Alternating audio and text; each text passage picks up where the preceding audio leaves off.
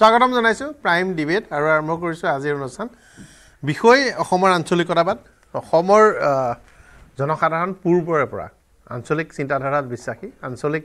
ভাৱাদৰ্শৰে উদ্বুদ্ধ আৰু দীঘলীয়া সময় ধৰি যিহেতু ইয়াত সক্ৰিয় চিন্তা চেতনাৰে শাসন আৰু প্ৰশাসন কৃষি সংস্কৃতি প্ৰদৰ্শিত হৈ আহিছে আমি সেই যি দীঘলীয়া এক চেতনা সকলোৰে শিৰে শিৰে আছে গতিকে জাতীয়তাবাদৰ বাবে আটাইতকৈ সহজ মানে এটা সকলোৰে গ্ৰহণ কৰা সৰ্বগ্ৰহণযোগ্য আদৰ্শ হিচাপে প্ৰতিষ্ঠা হৈছে বিভিন্ন সময়ত কিন্তু যোৱা কিছুদিনৰ পৰা ই যেন ক'ৰবাত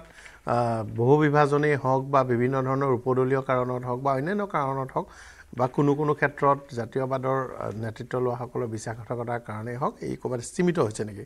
নিৰ্বাচনৰ প্ৰাকখনত এই বিষয়টো পুনৰ এবাৰ চৰ্চালৈ আহিছে আৰু তাৰ লগে লগে চৰ্চালৈ আহিছে যে অহা নিৰ্বাচনত ভাৰতীয় জনতা পাৰ্টি বিজেপিক প্ৰতিহত কৰিবৰ বাবে বিৰোধী শক্তি একগোট হ'ব লাগিব অসমৰ আঞ্চলিক শক্তি একগোট হ'ব লাগিব অসমৰ আঞ্চলিক শক্তিৰ নামত অসম গণ পৰিষদ এতিয়া সাহসীয় পক্ষত আছে আৰু UPPL সাহসীয় পক্ষত আছে BPFৰ ফ্লোৰ কোঅৰ্ডিনেশ্যন আছে তাৰ বাহিৰে বাকী শক্তিসমূহে কেনেধৰণৰ সিদ্ধান্ত লয় তাৰ ওপৰত বহু কথা নিৰ্ভৰ কৰিব শেহতীয়া পৰিক্ৰমা মই চৰ্চা কৰিম মোৰ সৈতে ডক্টৰ জয়নাথ শৰ্মা ডাঙৰীয়া আছে স্বাগতম জনাইছোঁ অসম গণ পৰিষদৰ উপসভাপতি জ্যেষ্ঠ নেতা মোৰ সৈতে ডক্টৰ প্ৰদ্যুন্ন গোস্বামী আছে বিশ্লেষক স্বাগতম জনাইছোঁ মোৰ সৈতে মেহদি আলম বৰা ডাঙৰীয়া আছে কংগ্ৰেছৰ জ্যেষ্ঠ নেতা দীৰ্ঘদিন ধৰি সাংবাদিকতাৰ সৈতে জড়িত আছিল মোৰ সৈতে লুৰিণজ্যোতি গগৈ সংযুক্ত হৈছে লুৰিণ গগৈ স্বাগতম জনাইছোঁ আপোনাক সভাপতি অসম জাতীয় পৰিষদ মোৰ সৈতে মনোজ ধানোৱাৰ ডাঙৰীয়া সংযুক্ত হৈছে স্বাগতম জনাইছোঁ আম আদমি পাৰ্টিৰ সভাপতি মোৰ সৈতে অমিয় ভূঞা ডক্টৰ অমিয় ভূঞা সংযুক্ত হৈছে বিহপুৰীয়াৰ পৰা স্বাগতম জনাইছোঁ ভাৰতীয় জনতা পাৰ্টিৰ বিধায়ক আৰু মই প্ৰথমতে লুৰিণজ্যোতি গগৈ ওচৰলৈ যাব বিচাৰিছোঁ লুৰিণজ্যোতি গগৈ ডাঙৰীয়া জাতীয়তাবাদ অসমৰ ধমনীত আছে আমি ইতিহাসৰ বিভিন্ন সময়ছোৱাত আমি ইয়াৰ প্ৰমাণ পাইছোঁ অন্ততঃ যোৱাটো 150 বছৰ প্ৰায় 200 বছৰে হ'ব 200 বছৰতো বিভিন্ন ক্ষেত্ৰত ভাষাকেন্দ্ৰিক বিষয় উপস্থাপন কৰোঁতেই হওক বা অন্যান্য বিষয়বোৰত ইয়াৰ প্ৰমাণ অসমীয়াই দি থৈছে কিন্তু এই খনত জাতীয়বাদ শক্তিশালী কৰিবৰ বাবে বা জাতীয়তাবাদত বিশ্বাস কৰা লোকসকলৰ সংখ্যা কমিছে নে হয়তো সংগঠিত কৰিব পাৰে দুফালৰ পৰা হ'ব পাৰে যে ৰাইজৰ অনিহা নে ৰাইজৰ ওচৰলৈ যাব পৰা নাই তেনেকুৱাও কথা আহিছে তাৰ মাজতে বিষয়টো আহিছে আপোনালোকৰ ৰাইজৰ দল আৰু অসম জাতীয় পৰিষদৰ একত্ৰীকৰণ সম্ভৱ হয় নে নহয় আপোনাৰ বক্তব্য অখিলগৈ বক্তব্য দুইজন শুনিছোঁ আৰু আপোনালোকৰ মূল বিৰোধী ভাৰতীয় জনতা পাৰ্টিক প্ৰতিহত কৰিবৰ কাৰণে একত্ৰিত হওঁতে আকৌ জাতীয়তাবাদৰ লগতে ৰাষ্ট্ৰীয় দলসমূহ একত্ৰিত হোৱাৰো কথা আছে গতিকে এটা জটিল নিৰ্বাচনী সমীকৰণ মোৰ প্ৰথম প্ৰশ্নটো আপোনালৈ যে কেনে নিৰ্বাচনী সমীকৰণেৰে আগবাঢ়ি গ'লে আপোনাৰ মতে অহা নিৰ্বাচনত ভাৰতীয় জনতা পাৰ্টিক অনায়াসে পৰাভূত কৰাটো সম্ভৱপৰ হ'ব লুৰিণজ্যোতি গগৈ পোনপটীয়া উত্তৰ হ'ল একতা আমি ঐক্যবদ্ধতাৰে যুঁজিব লাগিব কাৰণ আমি শেহতীয়া পৰিৱেশ পৰিস্থিতি আমি সকলোৱে উপলব্ধি কৰিছোঁ আৰু বাস্তৱ পৰিস্থিতি অনুধাৱন যেতিয়া আমি কৰিছোঁ তেতিয়া দেখা পাইছোঁ যে ভোট বিভাজনৰ ফলতে বিভিন্ন ৰাজ্যসমূহত শাসকীয় পক্ষ বা বিজেপি দলটোৱে যথেষ্ট তেওঁলোক লাভান্বিত হৈছে তেওঁলোকে ইয়াৰ যিটো মাইক্ৰ' মেনেজমেণ্ট বিভিন্ন পৰ্যায়ত পলিটিকেল ষ্ট্ৰেটেজি মেনেজমেণ্ট কৰোঁতে মাইক্ৰ' লেভেল মেনেজমেণ্ট ইমান শুদ্ধ পাৰফেক্টলি তেওঁলোকে কৰিছে যাৰ ফলত 2-3% বা 1.79% ইমান এনেকুৱা ধৰণৰ যিটো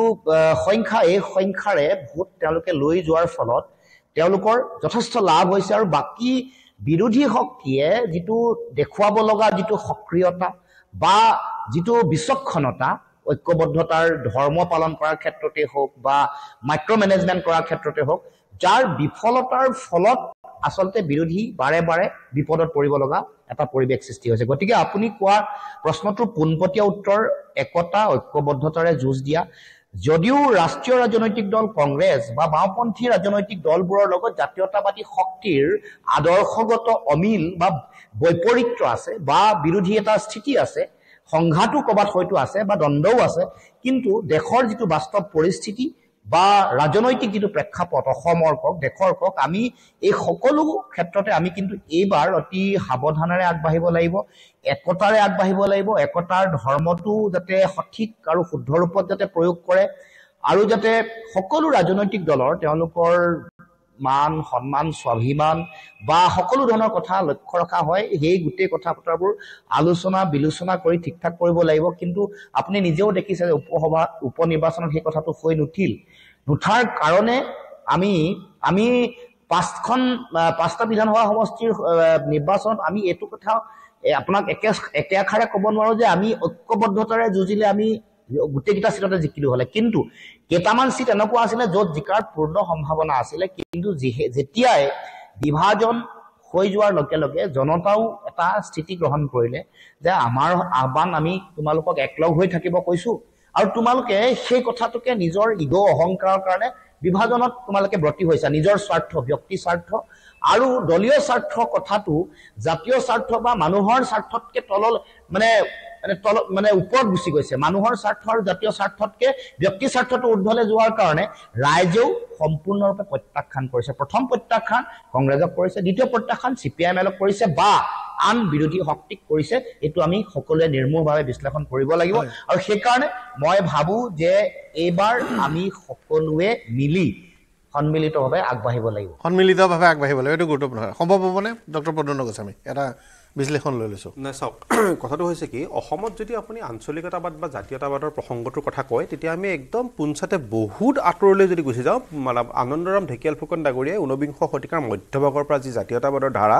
অসমত আৰম্ভ কৰিছিল সেই ধাৰাটোৱে চেকা চুৰুগাকে হ'লেও অসমত বৰ্তমানলৈকে চলি আছে আৰু বিশেষকৈ যেতিয়া আমাৰ অসমত আঞ্চলিকতাবাদটো তেতিয়াই তীব্ৰতৰ হৈ পৰে যেতিয়া আমি এক বঙালী খেদা আন্দোলন বা বঙালীৰ বিদ্বেষৰ প্ৰতি অসমীয়া একত্ৰিত হয় তেতিয়া আমাৰ কাৰ্যালয় স্কুলবিলাকৰ পৰা বঙালী ভাষাক বিতৰণ কৰিবলৈ অসমীয়াসকল মানে আপোনাৰ সফল হৈছিল তেতিয়া আমাৰ গোটেই অসমৰ জাতীয়তাবাদী ধাৰাটো একত্ৰিত হৈছিল তাৰপিছত মাজে মাজে কম বেছি পৰিমাণে চলি আছিল কিন্তু আটাইতকৈ বেছি অসমৰ এই আঞ্চলিক শক্তিটোক একত্ৰিত কৰি পেলালে অসম আন্দোলনৰ সময়ত গোটেই আঞ্চলিক শক্তিটো একত্ৰিত হ'ল আৰু এই অসম আন্দোলনে অসমত সেই জাতীয়তাবাদৰ ধাৰাটোক আকৌ এনেকুৱা এটা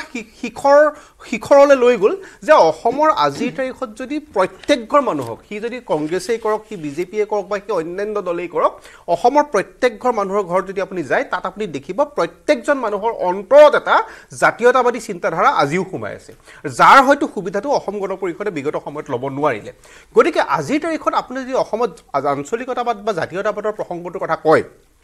পিছৰ পৰ্যায়ত যেতিয়া অসম গণ পৰিষদে দল মানে চৰকাৰ গঠন কৰিলে চৰকাৰ গঠন কৰাৰ ফলত আমি যিখন সোণৰ অসমৰ আশা লৈ পেলাই মানুহবিলাকে জাতীয়তাবাদ বা আঞ্চলিকতাবাদ কৰিছিল সেইখন সোণৰ অসম কি হ'ল আমি সকলোৱে দেখিলোঁ মানুহৰ মাজত সেই আঞ্চলিকতাবাদৰ চিন্তা আৰু চেতনা বা সেই বিশ্বাসটো পুনৰ হেৰাই যাবলৈ আৰম্ভ কৰিলে যাৰ ফলত 2001 চনৰ পৰা কংগ্ৰেছ চৰকাৰ হ'ল তাৰপিছত একাধিক্ৰমে বিজেপি চৰকাৰ হ'ল কিন্তু বিগত সময়ত 2019 চনত যেতিয়া কাৰ আন্দোলনৰ প্ৰসংগটো আহিল এক মিনিট মোক দিয়ক তেতিয়া অসমৰ সেই নতুন প্ৰজন্মটো যিটো প্ৰজন্মই অসম আন্দোলন দেখা নাই যিটো প্ৰজন্মই অসম চুক্তি দেখা নাই সেই নতুন প্ৰজন্মটোৱে জাতীয়তাবাদী চেতনাৰে আকৌ একত্ৰিত হ'ল কা আন্দোলনটোৰ সময়ত সকলো মানুহ ওলাই আহিল লুকাৰচুৰ কৈ কিন্তু পিছৰ পৰ্যায়ত কা আন্দোলনটো এনেকুৱা এটা পৰ্যায়লৈ গতি কৰিলে তাৰ নেতাসকল বা তাৰ বহুতসকল ব্যক্তিয়ে যিটো কাৰবাৰ কৰিলে সেই নব্য প্ৰজন্মৰ মাজত কিন্তু আজিৰ তাৰিখত সেই আঞ্চলিকতাবাদৰ চিন্তা বা ধাৰণাটো সেই বিশ্বাসটো প্ৰতিহত হৈছে আৰু সেই বিশ্বাসটো আজিৰ তাৰিখত বহুতখিনি হেৰাই গৈছে মই সেইকাৰণেই কওঁ যে কা আন্দোলনৰ চেতনাটো নাইকিয়া হৈ যোৱা নাই মই আপোনাক এটা কথা চেতনাটোৰ যিসকল হঠাতে নিশাটোৰ নাই মই আপোনাক এই তেওঁলোকৰ ওপৰত বিশ্বাস নাইকিয়া হৈছে কাখনে আমাৰ জাতিটোক যিমানখিনি ক্ষতি কৰিব তাতকৈ বেছি ক্ষতি কৰিব এই আন্দোলনটোৰ ফলত এই হেৰাই যোৱা বিশ্বাসটোৱে তাতকৈ মই ভাবোঁ এইটো মোৰ ব্যক্তিগত বিশ্লেষণ বাৰু যি কি নহওক এতিয়াও কিন্তু আপুনি অসমত যদি আঞ্চলিকতাবাদ বুলি কয় সেই আঞ্চলিকতাবাদটো কিন্তু উইথ কংগ্ৰেছৰ সৈতে বা বিজেপিৰ সৈতে নহয় আঞ্চলিকতাবাদ বুলি যদি কয় কোনো ৰাষ্ট্ৰীয় দলৰ লগত নহয় সদায় এটা নিজস্বতাৰ ধাৰা থাকিব লাগিব নিজস্ব মেৰুৰ আঞ্চলিক শক্তি এটা ছেপাৰেট শক্তি হ'ব লাগিব এতিয়া লুৰিণজ্যোতি গগৈ ডাঙৰীয়া আছে ইয়াতে মই তেখেতকো কওঁ যে নিশ্চিতভাৱে যে কংগ্ৰেছৰ লগত যদি এটা শক্তি লগ লাগে তেতিয়া ইলেকশ্যনৰ পাৰ্চপেক্টিভত তেওঁলোকে এটা ভাবিছে কিন্তু অসমৰ ৰাইজে আপুনি অসম আন্দোলন কৰা অসমৰ ৰাইজে কিন্তু আঞ্চলিক শক্তিটো কংগ্ৰেছৰ লগত কেতিয়াও চাব নিবিচাৰে কাৰণ কিয় চাব নিবিচাৰে আইডিঅলজিকেল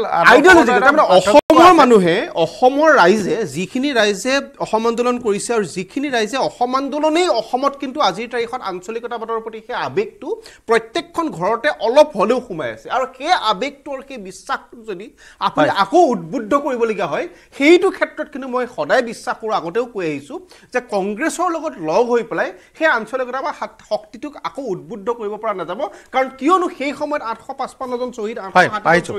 কংগ্ৰেছৰ দিনতে হত্যা কৰা হৈছিল সেই কথাটো অসম আন্দোলন কৰা প্ৰত্যেকজন ব্যক্তিয়ে হয়তো আজিৰ তাৰিখতো চিন্তা কৰে ডক্টৰ জয়নাথ শৰ্মা ডাঙৰীয়া আঞ্চলিকবাদটো এতিয়া এনেকুৱা এটা বিষয় হোৱা নাই হৈ থকা নাই যে এইটো আৱেগত বা আৱেগিক বা আৱেগৰ ইছ্যু হৈ থকা নাই অসমৰ খিলঞ্জীয়া হিন্দুৱেই হওক বা মুছলমানেই হওক প্ৰত্যেকগৰাকী মানুহৰ মনত এটা খুব জাগৰিত হৈ আছে যে কেন্দ্ৰস্থ নেতৃবৃন্দই অসমক বিশেষকৈ অসমীয়া সত্তাটোক নেগলেক্ট কৰি বা অৱহেলা কৰি আহিছে মানে আমাৰ মনত এটা ভাৱ হৈছে যে অসমৰ খিলঞ্জীয়া লোকসকলক যি ধৰণে সৰ্বভাৰতীয় দিশত অন্য ৰাজ্যৰ লগত তুলনাত আমি দেখোঁ যে আমি পিছ পৰি থাকিলোঁ এটা দীঘলীয়া সময়ৰ কাৰণে আৰু এই দীঘলীয়া পিছ পৰি থকাৰ কাৰণটোৰ ওপৰত ভিত্তি কৰিয়েই অসমৰ খিলঞ্জীয়া মানুহৰ মন্তৰত এটা ক্ষোভ আহিল যে আমি আমাৰ নিজৰ স্থায়িত্বটো লাগে আমাৰ এক্সিষ্টেঞ্চটো লাগে আৰু অসম গণ পৰিষদ দলৰ ফেইল হোৱাৰ কাৰণবিলাকৰ ভিতৰত বহুতে হয়তো গোটেই কথাটো উপলব্ধি কৰা নাই আৰু ৰাজনৈতিক বিশ্লেষণসকলেও কৈছে কেতিয়াবা সেই কথাটো এৰাই চলাই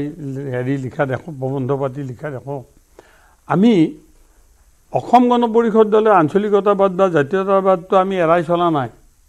কিন্তু দুবাৰ আমি চৰকাৰ কৰিছোঁ দুইবাৰ চৰকাৰত আমি দেখিছোঁ যে সৰ্বভাৰতীয় ৰাজনৈতিক দলসমূহে যিসকলে কেন্দ্ৰত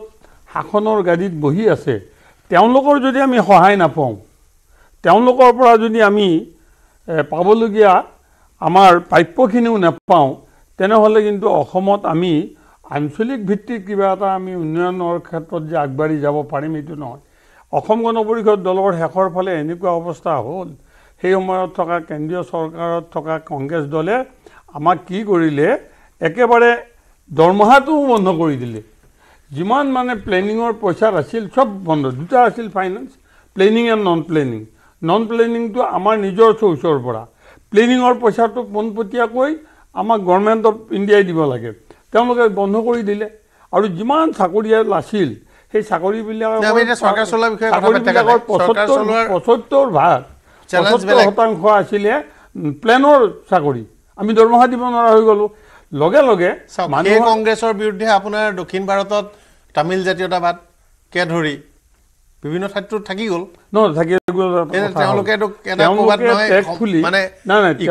বেলেঞ্চ কৰি ৰাখিলে আপোনালোকে কিয় নোৱাৰিলে ৰ'ব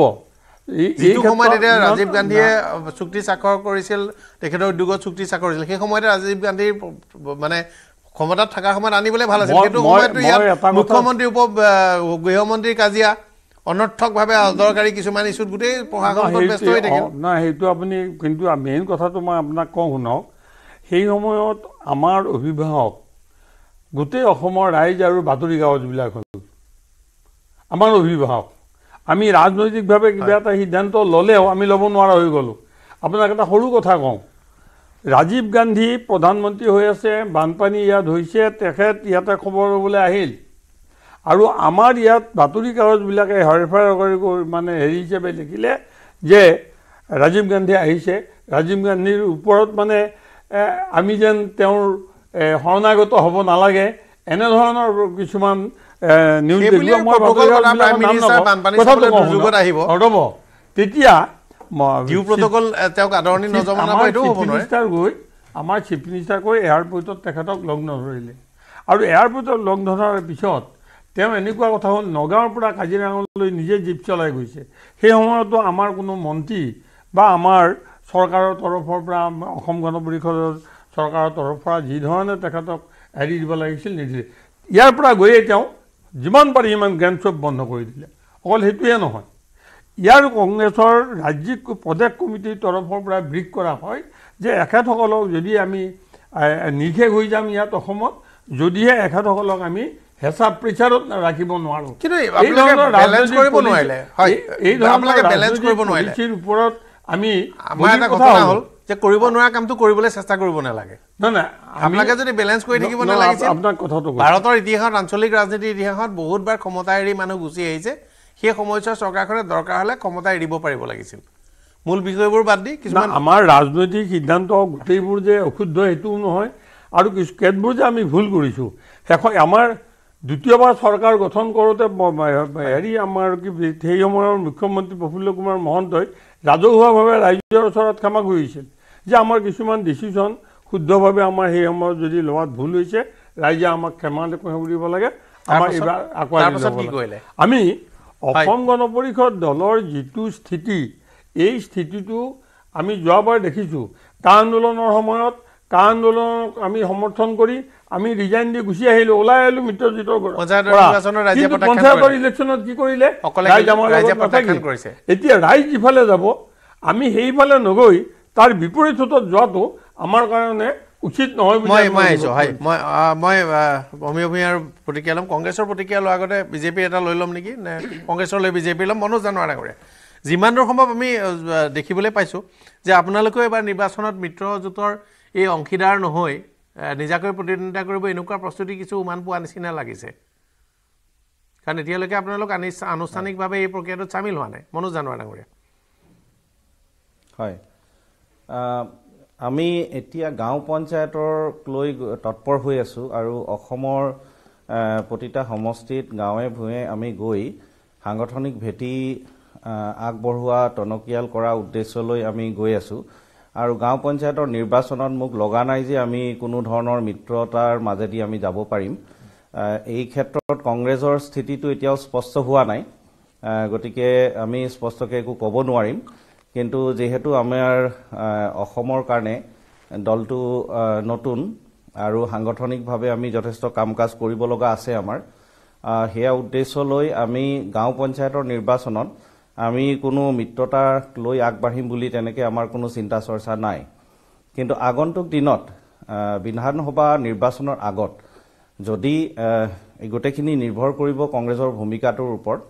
কংগ্ৰেছে যদি এটা ভূমিকা লয় য'ত তেওঁলোকে সব দলসমূহক লগত লৈ চলাৰ এটা মানসিকতা ৰাখে আৰু প্ৰতিটা দলৰ যেনেকৈ লুৰিণজ্যোতি ডাঙৰীয়া অকণমান আগত ক'লে যে প্ৰত্যেকটা দলৰে নিজস্ব আৱেগ আছে নিজস্ব কিছু চিন্তাধাৰা আছে এই চিন্তাধাৰা আৱেগক যদি লগত লৈ চলিব পৰা মানসিকতা ৰাখে তো মই ভাবোঁ নিশ্চয়কৈ আমিও তেনেধৰণৰ বিধানসভাৰ আলোচনাত বিধানসভাৰ আগে আগে যদি কিবা আলোচনাৰ প্ৰয়োজন আছে আমি নিশ্চয় কিন্তু এতিয়ালৈকে আপোনালোক নাই এতিয়ালৈকে আপোনালোক নাই বৰ্তমান নাই বৰ্তমান নাই আৰু গাঁও পঞ্চায়তত আমি অকলশৰীয়াকৈ আমি খেলিবলৈ আগবাঢ়িছোঁ দুলু আহমেদ ডাঙৰীয়া সংযুক্ত হৈছে মই তেখেতৰ সৈতে কথা পাতিম কিন্তু মেহদি আলম বৰা ডাঙৰীয়া আমাৰ ক'ব লগা হ'ল যে আমি আঞ্চলিক দলৰ প্ৰতি সদায় সশ্ৰদ্ধ এটা আমাৰ মনোভাৱ আছে এইকাৰণেই যে বিভিন্ন ৰাজ্যত আঞ্চলিক দলে বিভিন্ন ৰাজ্যৰ আঞ্চলিক আশা আকাংক্ষাক প্ৰতিফলিত কৰাকৈ তেখেতসকলে কৰ্মসূচী বা কাৰ্যপন্থা গ্ৰহণ কৰে আৰু তাত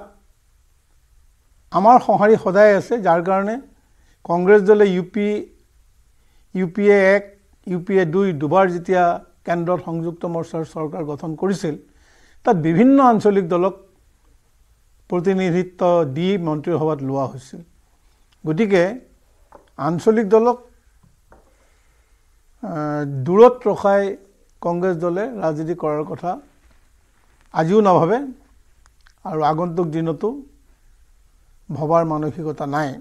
এটা কথা হ'ল যে কিন্তু আপোনালোক বিগ ব্ৰাদাৰ হৈ থাকিব বিচাৰে বিগ ব্ৰাদাৰ নহয় যে আমাৰ সাংগঠনিক ভিত্তিটো আমি অসমৰ যদি পৰিপ্ৰেক্ষিতত চোৱা যায় তেন্তে আমি ইয়াৰ আগতে 126খন আসনতে আমাৰ সাংগঠনিক শক্তি আছিলে বড়ো টেৰিটৰিয়েল এৰিয়াত আমাৰ সংগঠনটো আমি তেওঁলোকৰ লগত বুজাবুজি থকাৰ কাৰণে কিছু সীমিত আছিল তাৰ বাহিৰে আমি গোটেইবিলাকতেই আমাৰ সংগঠন সুদৃঢ়ভাৱে গঢ়ি তুলিছিলোঁ আৰু এতিয়াও আমাৰ সংগঠন আছে গতিকে সাংগঠনিক ভিত্তিত যদি চোৱা যায় আমাৰ সদস্য সংখ্যাটো যিমান আঞ্চলিক দলৰ হয়তো সংখ্যা কিছু কম তেখেতসকলৰ সদস্য সংখ্যা এতিয়া কথা হ'ল যে আমি আঞ্চলিক দল আৰু আঞ্চলিক সমস্যাৰ প্ৰতি সদায় সশ্ৰদ্ধ হোৱাৰ বাবেই 1985 চনত যিখন অসম চুক্তি সম্পাদন কৰা হ'ল সেই চুক্তিৰ অন্যতম স্বাক্ষৰকাৰী হিচাপে থকাৰ উপৰিও অসমত হিতেশ্বৰ শইকীয়া নেতৃত্বাধীন কংগ্ৰেছ দলৰ চৰকাৰখনে পদত্যাগ কৰিছিলে যাতে অসম চুক্তিখন অনুযায়ী ইয়াত কৰ্মপন্থা আগুৱাই নিব পৰা যায় গতিকে আজি যি অভিযোগ উত্থাপন হৈছে যে কংগ্ৰেছ দলে আঞ্চলিক দলৰ প্ৰতি মানে ইতিবাচক মনোভাৱ নাই বুলি আচলতে বাস্তৱত সত্য নহয় এই কাৰণেই অসমেই তাৰ প্ৰমাণ যে 1985 চনত হিতেশ্বৰ শইকীয়া পদত্যাগ কৰাৰ পিছত নতুন নিৰ্বাচন হৈছিল মধ্যকালীন নিৰ্বাচন এটা আৰু তাত আমাৰ জয়নাথ শৰ্মাও জয়ী হৈ মধ্যকালীন নিৰ্বাচন আছিল এইটো পূৰ্ণাংগ নিৰ্বাচন হৈছিলে মধ্যকালীন মানে আপোনালোকৰ চৰকাৰ বুলি ৰিকগনাইজ নকৰে অসমৰ জাতীয়তাবাদী শক্তিয়ে নকৰে পূৰ্ণকালীন বুলি ৰিকগনাইজ নকৰে নানান কথাৰ কাৰণে পাৰ্চেন্টেজ অফ ভোট বা অন্যান্য কথাৰ পৰা হয় নানান কথাৰ কাৰণে চৰকাৰটোৱে পদত্যাগ কৰিছিলে আৰু তাৰ পিছতে প্ৰফুল্ল মহন্ত নেতৃত্বাধীন চৰকাৰ হ'লে ইলেকশ্যনৰ জৰিয়তে হয় গতিকে এতিয়াও আমি ভৱিষ্যতে ইয়াত লুৰিণজ্যোতি গগৈ ডাঙৰীয়া উপস্থিত আছে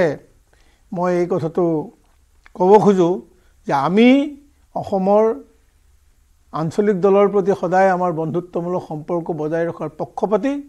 আগন্তুক দিনত ই কেনেকৈ পোখা মেলে ই নিৰ্ভৰ কৰিব আমাৰ পৰস্পৰে পৰস্পৰৰ প্ৰতি দেখুওৱা মনোভাৱৰ ওপৰত হয় মই এবাৰ মই অমীয় ভূঞাৰ ওচৰলৈ যোৱাৰ আগতে লুৰিণজ্যোতি গগৈ আপোনালোকৰ মনোভাৱৰ ওপৰত বহু কথা নিৰ্ভৰ কৰিব বুলি কৈছে এনেকুৱা এটা খবৰো যোৱা দুদিন ধৰি ওলাই আছে যে কংগ্ৰেছে কিমানখন আসন আপোনালোকক দিব তাৰ এটা সংখ্যা ঠিক কৰি লৈছে আৰু আপোনালোকৰ লগত যোগাযোগ কৰিব নাই সেইটোতো একেবাৰে অগণতান্ত্ৰিক কথা কাৰণ এটা ৰাজনৈতিক দলে কোনে কিমান খেলিব নিজে সিদ্ধান্ত ল'ব আৰু আলোচনা বিৰোধিতাৰ মাজেৰে সিদ্ধান্তটো চূড়ান্ত হ'ব গতিকে সেইটো হ'ল নীতি বাতৰিটো সত্য নহয় যে প্ৰথম মই স্পষ্ট কৰি দিছোঁ বাতৰিটো সত্য নহয় একতাৰে আমি খেলিব খোজো নে নোখোজো যদি একতাৰে আমি খেলিব খোজো তেতিয়া আলোচনাৰ মজিয়ালে সকলো আহিব লাগিব আলোচনা কৰিব লাগিব কাত কোনটো দলৰ ক'ত কিমান শক্তি আছে কোনে কিমান খেলিব খুজিছে তেওঁলোকৰ লগত কথা পাতি এইবোৰ কথা ৰাজহুৱা নকৰাকে ভিতৰাকে সেটেল কৰিব লাগিব কোনেও অযুক্তিকৰভাৱে কোনেও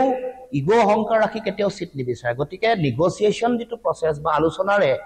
একত্ৰিতভাৱে যুঁজাৰ যিটো পৰিৱেশ সেইটো আমি সকলোৱে মিলি সন্মিলিতভাৱে গঢ়ি তুলিব লাগিব যে ইয়াততো এনেকুৱা কোনো কথা নহয় যে এই চিটটো কোনোবা এটা দলৰ পাৰ্টিকুলাৰ এটা দলৰ চিট তেনেকুৱা নহয় আলোচনা বিলোচনা কৰি সকলোৱে ক'ত কিমান খেলিব খোজে নোখোজে মিলাই কথা বতৰা পাতি ঠিক কৰিব লাগিব গতিকে সেই কথাটো আমি সকলোৱে বুজিব লাগিব কাৰণ আগতেও মহাৰাষ্ট্ৰটো আপোনালোকে দেখিছে যে 100-2খন চিটত কংগ্ৰেছে খেলিছে কিন্তু তেনেকৈ চিট তেওঁলোকে একেবাৰে কম জিকিছে গতিকে সেই কথা বতৰাবোৰ বেলেগতো হৈছে সেইটো আমাৰ বিহাৰতো তেনেকুৱা ঘটনা ঘটিলে বহুততে ঘটিলে গতিকে মই ভাবোঁ যে এই কথাবোৰ আচলতে আলোচনাৰ মাজেৰে এটা নীতি তৈয়াৰ কৰি এটা পৰিকল্পনাৰে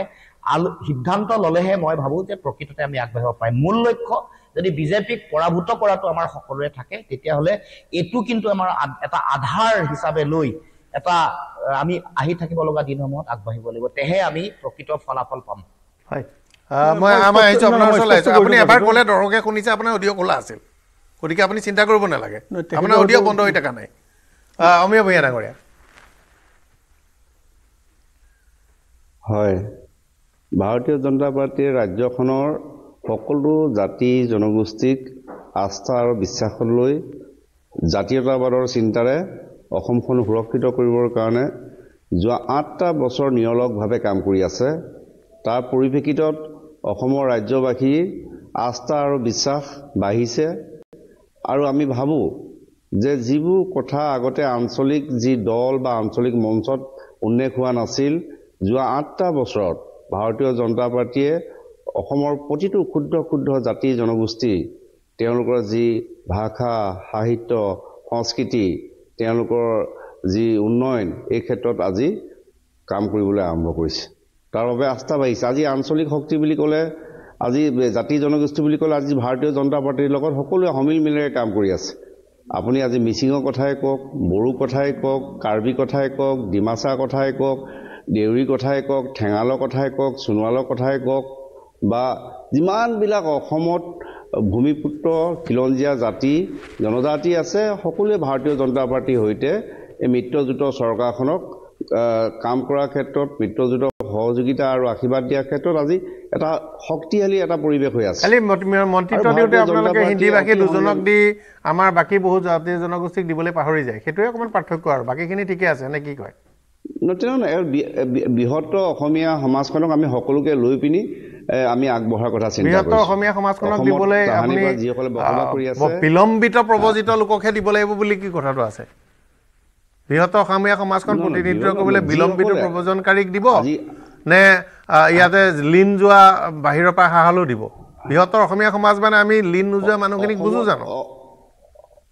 বৃহত্তৰ অসমীয়া সমাজখন বুলি কওঁতে আমি বৃহত্তৰ অসমীয়া মানুহখিনিকে বসবাস কৰি থকা যিখিনি জাতি জনগোষ্ঠী আছে, যিসকলে অসমৰ জাতি গঠন প্ৰক্ৰিয়াত যিসকলে অৰিহণা যোগাইছে। জাতি গঠন প্ৰক্ৰিয়াত অৰিহণা যোগাবলৈ হ'লে অসমীয়া ভাষা বা ইয়াৰ অন্তত আঞ্চলিক ভাষা এটা যিকোনো জাতি জনগোষ্ঠী ক'ব পাৰিব লাগিব। দুআষাৰ অসমীয়া পঢ়িব নোৱাৰা মানুহ বৃহত্তৰ জাতি গঠন প্ৰক্ৰিয়া কি যুক্তিৰে অংশীদাৰ হ'ল এইটো কওকচোন মোক। নহয়, আজি আছে আমাৰ আজি মিচিং জনগোষ্ঠীৰ পৰা আজি আমাৰ মন্ত্ৰী হিচাপে কাম কৰি আছে, বড়ো জনগোষ্ঠীৰ পৰা আজি কাম কৰি আছে, ভিন ভিন বাকী যিখিনি জনগোষ্ঠী আছে ইয়াৰ থলুৱা সকলোৱে তেওঁলোকে আজি চৰকাৰখন পৰিচালনা কৰিছে। চৰকাৰখন অংশীদাৰ, আজি চৰকাৰখন অংশীদাৰ। আমাৰ কাৰো ভাষাৰ বিদ্বেষ আমাৰ নাই। কোনোবাই হিন্দী স্পিকিং, কোনোবাই বিদ্বেষৰ কথা কোৱা নাই। মই আপোনাৰ কথাটো কওঁতে হিন্দী বিদ্বেষৰ কথা কোৱা নাই। আপুনি বৃহত্তৰ অসমীয়া সমাজখন কোৱা বাবেহে কৈছোঁ। আপুনি যদি ক'লে যে অসমত বসবাস কৰা ভাৰতীয় নাগৰিকৰ সমাজখন, তেতিয়াহ'লে মই এই প্ৰশ্নটো নকৰোঁ। আপুনি এফালে অসমীয়া সমাজখন ক'ব আৰু অসমীয়া ভাষা বা আমাৰ জাতি জনগোষ্ঠীয় কোনো ভাষা কৃষ্টি সংস্কৃতি নোহোৱাটো ক'ব, সেইখন সমাজ বুলি কৈ দিবলৈ মই পটককৈ একচাতে পোনচাতে ক'ব নোৱাৰিম নহয়, পাৰিম জানো?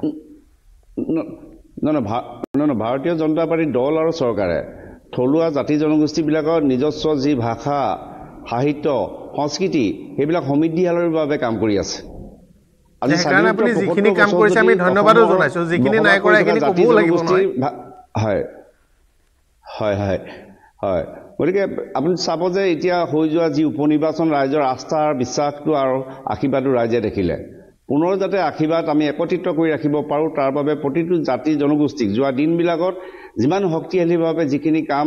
আমি আধৰুৱা হৈ আছে, সেই কামখিনি সম্পূৰ্ণ কৰিবৰ কাৰণে নতুনকৈ আমি মন লৈ আমি এইটো কথা অস্বীকাৰ কৰি লাভ নাই যে বিজেপি নিৰ্বাচনমুখী গণিতত এতিয়া যথেষ্ট শক্তিশালী হৈ আছে। আৰু সেইটো কাৰণে এনেকুৱা নহয় যে মানে বাকীখিনিৰ মানে আজি অসম আন্দোলনৰ জাতীয় শ্বহীদসকলক চক পৰাগমণি ডাঙৰীয়া, অসম আন্দোলনৰ জাতীয় শ্বহীদক আজি বিজেপি মিত্ৰজোঁটৰ চৰকাৰে যি ধৰণে বিজেপিয়ে কৰিব জানে, ভূপেন হাজৰিকা ডাঙৰীয়াক ভাৰতৰত্ন দি দিয়া বা এনেকুৱা কিছুমান কাম কিন্তু ভালকে কৰে, গোপীনাথ বৰদলৈ ডাঙৰীয়াক দিয়া এইটো কিন্তু ভালকে কৰে। বহুতে কয় যে বিজেপিয়ে মাইক্ৰ' লেভেলত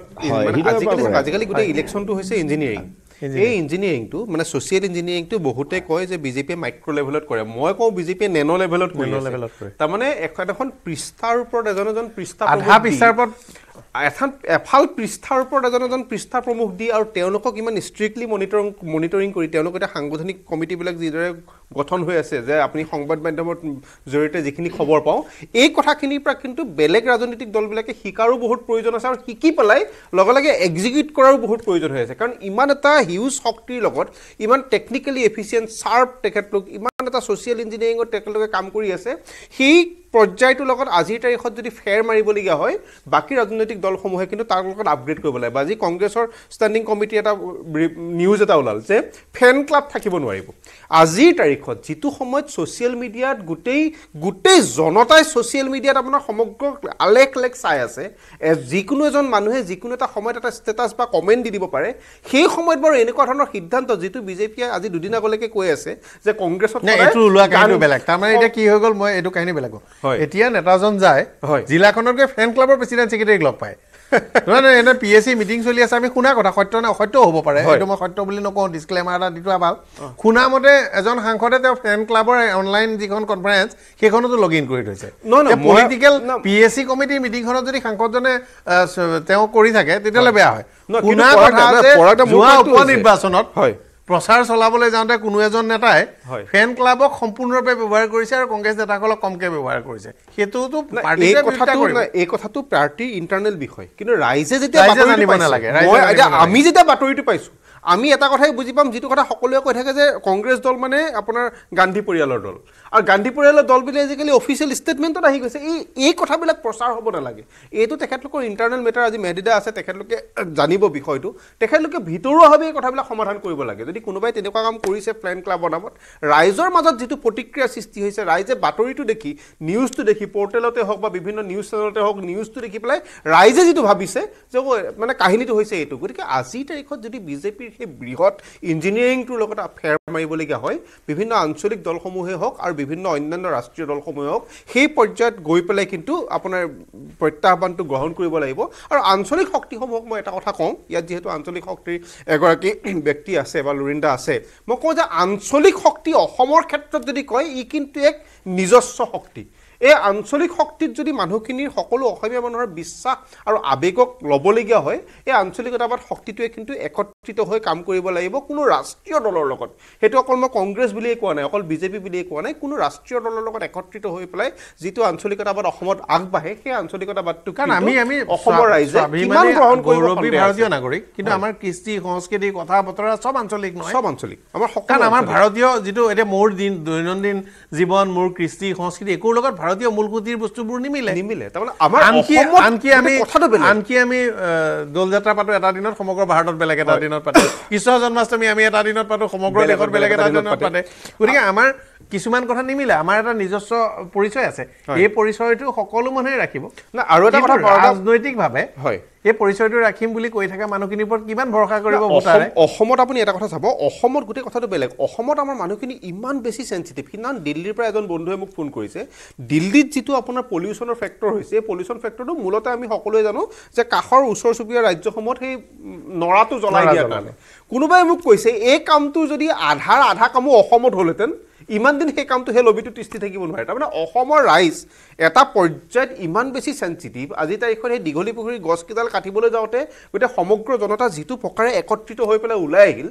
এই কথাটোৰ ক্ষেত্ৰত কিন্তু অসম ৰাজ্যৰ গোটেই চিন্তা ধাৰণা আৰু অসমৰ মানুহখিনিৰ গোটেই প্ৰক্ৰিয়াটো বেলেগ এখন ৰাজ্যৰ লগত নিমিলে সেইকাৰণে মই কৈছোঁ যে অসমত যদি আঞ্চলিক শক্তি উত্থান হ'বলগীয়া হয় সমগ্ৰ আঞ্চলিক শক্তি একত্ৰিত হ'ব লাগিব এই একেখন চানমাৰী ফিল্ডৰ পৰা ওলাই দুটা ৰাজনৈতিক শক্তি এটাই হ'ব লাগিব সেই সমগ্ৰ আঞ্চলিক শক্তি একত্ৰিত হৈ অসমত যদি চিন্তা কৰে তেতিয়া মানুহৰ আৱেগ অনুভূতি গোটেইখিনি একত্ৰিত কৰি পেলাই লৈ যাব পাৰিব সেই কথাটো কংগ্ৰেছেই হওক বিজেপিয়ে হওক বা অন্যান্য ৰাষ্ট্ৰীয় দলৰ লগত কিন্তু থিয় হৈ আঞ্চলিক শক্তিয়ে সেই উত্থান কৰিব পাৰিব বুলি মই অন্ততঃ নাভাবোঁ দুলু আহমেদ ডাঙৰীয়া মোৰ সৈতে সংযুক্ত হৈছে দুলু আহমেদ ডাঙৰীয়া স্বাগতম জনাইছোঁ আৰু তৃণমূল কংগ্ৰেছে আজি প্ৰকাশ কৰিছে যে অহা নিৰ্বাচনত মানে ২৬ৰ নিৰ্বাচনত আপোনালোকে সকলো সমষ্টিতে প্ৰাৰ্থী দিবলৈ যত্ন কৰিব বা আপোনালোকে যিমান সাংগঠনিকভাৱে শক্তিয়ে ওলাই সিমানতে আপোনালোকে প্ৰতিদ্বন্দ্বিতা কৰিব ১ নম্বৰ মিত্ৰতাত আপোনালোক নাই ২ নম্বৰ কথা আপোনালোকে ভৱিষ্যতেও মিত্ৰতাৰ কোনো পথলৈ নাযায় নেকি মিত্ৰতা মানে সন্মিলিত বিৰোধী শক্তি কথাটো এনেকুৱা এতিয়া বিৰোধী ঐক্য বা মিত্ৰতা বুলি ক'লে অসমৰ ৰাইজৰ প্ৰতিটো দলৰ ওপৰত সন্দেহ উপজিছে তাৰ কাৰণবোৰ আপোনালোকে নিশ্চয় যোৱা লোকসভা উপ নিৰ্বাচনে হওক বা যোৱা লোকসভা নিৰ্বাচনেই হওক তাত কংগ্ৰেছ দলৰ যিটো মানে তেখেতসকলৰ সুবিধাবাদী চৰিত্ৰটো ওলাই পৰিছে আৰু আটাইতকৈ মানে বেয়া লাগে কি কাৰণে ধৰি লওক তৃণমূল কংগ্ৰেছ বুলি ক'লে আমি এতিয়া বিজেপি বিৰোধী